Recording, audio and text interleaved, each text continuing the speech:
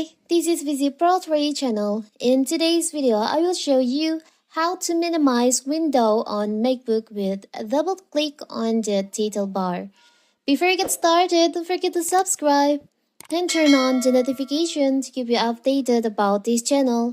So let's go!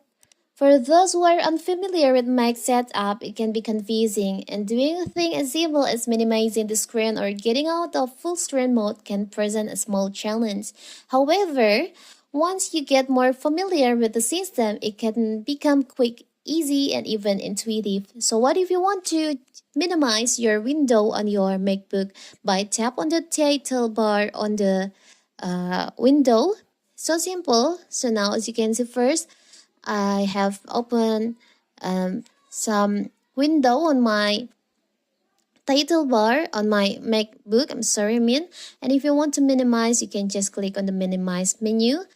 If you want to change it, you can open the system preferences, click on docs and menu bar, and you'll find there is an option double click a Windows title bar too.